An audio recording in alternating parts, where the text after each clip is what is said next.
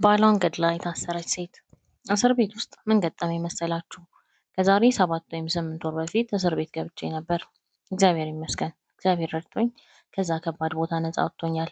ግን በእስር ቤት ቆይታዬ እስከዛሬ በህይወት ስኖር ከቤተሰቦቼም ከጓደኞቼም ከዩኒቨርሲቲ እና ከስራ ቆይታዬ ሁሉ ከተማርኳቸው ትምህርቶች ሁሉ የበለጠውን የህይወቴን ትምህርት በአንድ ወር ከ3 ሳምንት ውስጥ ተምሬ ወጥቻለሁ።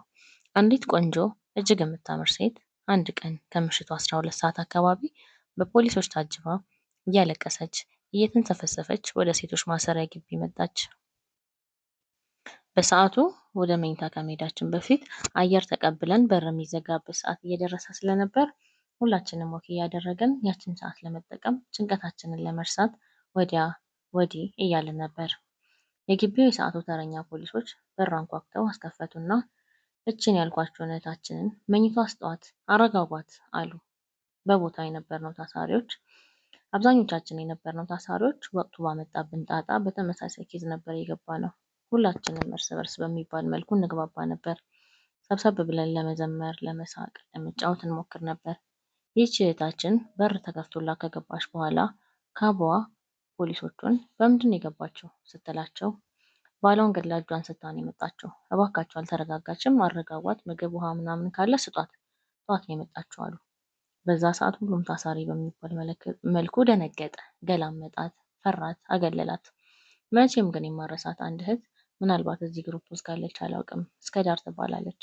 አይዞሽ የኔ እህት እግዚአብሔር ያስፈታሽ፣ ያንቺን ማናየልሽ፣ የእኛ ክፍል አንድ ባዶ ቦታ አለ ብላ ይዛት ገባች። ብዙዎች ተጠቋቆሙባት። ይዛት ገብታ ለማረጋጋት እና ሻወር እንድትወስድ ካደረገቻት በኋላ ሰዓታችን አልቆ በር ተዘጋብንና ሁላችንም ወደ ክፍላችን ገባን። የገባችውም እኛ ክፍል ስለነበር ማታ ላይ ስለሆነው ነገር በግልጽ ነገረችን። በአንድ ክፍል ውስጥ 18 ሴቶች ነበር። 19ኛ ሆና ተቀላቀለችን እና እኛም ጠየቅናት። ግን እንዴት እንደዚህ ልታደርግ ይቻልሽ አልናት። የሚገርማችሁ ነገር ታለቅሳለች፣ መሬት ላይ ትንፈራፈራለች። ወይኔ ልጅነት ባሌን በላሁት፣ ህይወቱን ነጠቅኩት፣ ግደሉኝ ትላለች። ሁላችንም አይዞሽ በቃ ተረጋጊ እያልን ቢያንስ ለልጅሽ ታስፈልጊዋለሽ፣ ልጅሽን አስቢ እያልን ልናረጋጋት ሞከርን። ነገር ግን እንኳን የምትወዱትን ሰው አጠገባችሁ ሲሞት አይታችሁ ይቅርና አይተነው የማናውቀውን ሰው አስክሬን እንኳን አይተን መረጋጋት ከባድ ነው። በሰዓቱ አብሬው መቀበር አብሬው መሞት ነው የምፈልገው ነበር የምትለው። አብዛኞቻችን በዚህ ልክ ከወደድሽው ለምን ገደልሽው አልናት። ይሞታል ብዬ አላሰብኩም አለች። እንዴት ነው የተፈጠረው? ምክንያቱስ ምንድን ነው ብለን ስንጠይቃት የ11 ዓመት ባሏ እንደነበር እና ከምንም ተነስተው የተሻለ ህይወት ላይ የደረሱ አንድ ልጅ እንዳላቸውና ተዋደው የሚኖሩ በሰፈሩ የተከበሩ ባልና ሚስት እንደነበሩ፣ ከዛም እሱ በትዳሩ ላይ ሌላ ሴት ደርቦ ጭራሽ ያችው የደረባት ሴት ጎረቤታቸው ሆና ተከራይታ አጠገባቸው መኖር እንደጀመረች እና እንዳረገዘች ሌላ ጎረቤቷ ትነግራታለች። እሷም ማመን አቅቷት እስኪ ላጣራ የሰው ወሬ እንዳይሆን ብላ መከታተል ትጀምራለች። ጭራሽ ውሽማ ተብዬዋ በአሽሙር መናገር ትጀምራለች። በቅርቡ እዚህ ቤት እገባለሁ ተከራይቼም ቢሆን እያለች ለማብሸቅ እና የተለያዩ ነገሮችን ትጠቀማለች። ከዛ አንድ ቀን ልጅቷን ሄዳ ከኔ የምትፈልጊው ምንድን ነው? ከባሌ ጋር ያለሽ ግንኙነት ብላ ስትጠይቃት ለካ ባልየው በቅርቡ ልፈታት ነው፣ ቤታችንን ሽጠን ተካፍለን እስከምንለያይ ብቻ ጠብቂኝ፣ አንቺን ነው ማግባት የምፈልገው፣ እሷን አልፈልጋትም እያለ እየተጫወተባት የፍች ፕሮሰስ ሳይጀምር ጀምሬያለሁ እያለ እየቀለደባት፣ ከዛ እሱም ነገሩን እንዲያፈጥነው እና ቶሎ እንዲያገባት ስትል እሱ ወደሚኖርበት ሰፈር መምጣቷንና መከራየቷን ትነግራታለች። አብረው ሆነው ሲዝናኑ እና ፊልድ ሄጃለሁ እያለ እሷ ጋር እየሄደ ያሳለፋትን ጊዜ ሁሉ ከስልኩ ላይ ታሳያታለች። ደንግጣ ወደ ቤቷ ትገባና በንጋታው ወደ ስራ ሊወጣ ሲል ቁርስ በልቶ ቁጭ በል ማናግርህ ነገር አለኝ ትለዋለች። ልጅቷ ቀድማ ነግራው ስለነበር ምንም ማውራት አልፈልግም ከአንቺ ጋር ሰልችተሽኛል ብሎ መልስ ይሰጣታል። እሷም እንደዚህ ሲናገራት ተበሳጭታ ትሰድበውና ዞር ብላ ወደ መኝታ ቤት ልትገባ ስትል በቦክስ ይመታታል። መቷት ሊወጣ ሲል በአጋጣሚ ዞር ስትል ቁርስ ሊበሉ ያቀረበችው ዳቦ ላይ ቢላ ታያለች። ያንን ቢላ ስታስወረውር ማጅራቱ ላይ ይሰካና ይወድቃል። ከዛም ሲወድቅባትና ጸጥ ሲልባት ትጮህና ጎረቤት ይሰበሰባል። እሷ በዛ መሀል በህይወት ይኑር ይሞት እንኳን ሳታረጋግጥ ወደ ፖሊስ ጣቢያ ሄዳ ባሌን ገደልኩት ብላ እጇን ትሰጣለች። ፖሊስም ወደ ቦታው ሄዶ ሲያጣራ ሕክምና ቦታ እንደተወሰደ መረጃ ይደርሳቸውና ወደ ሕክምና ቦታ ሄዶ ሲያጣሩ ከባድ ጉዳት እንደደረሰበትና የመትረፍ እድሉ ዜሮ እንደሆነ ይነገራቸዋል። በሰዓቱ እሷ ቀድማ ሳይሞት ነበር ገደልኩት ብላ በድንጋጤ እጇን ሰጥታ የነበረው። ነገር ግን ከሰዓት በኋላ ማረፏ ተነገራቸውና ፖሊስ ምርመራውን ጀመረ። የ3 ዓመት ልጅ አላቸው።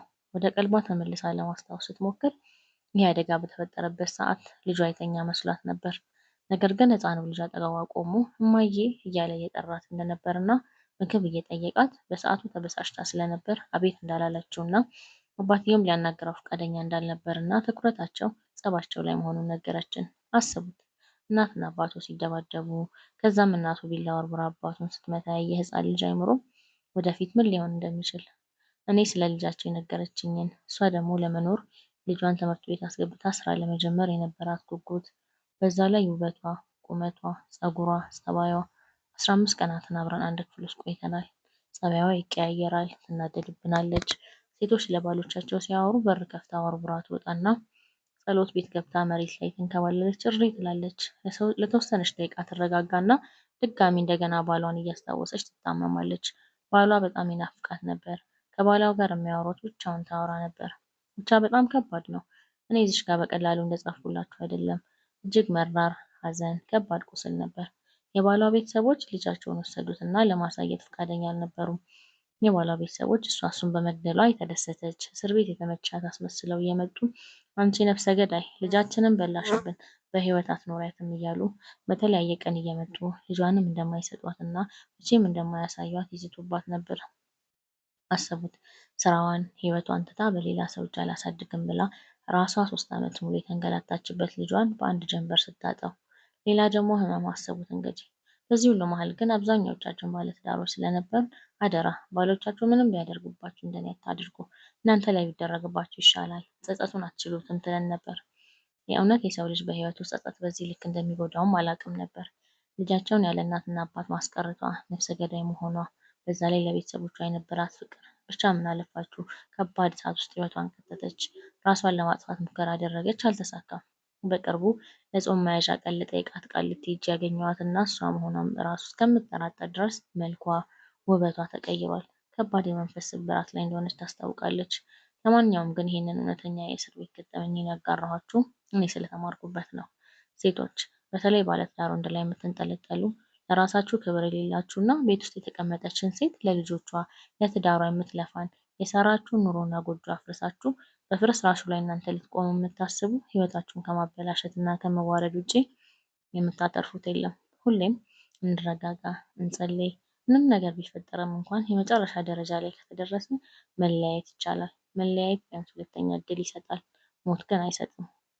ሶስተኛ ነገም ሌላ ቀን ነው። ሁልጊዜም ነገ ሌላ ቀን እንዳለ አስቡ።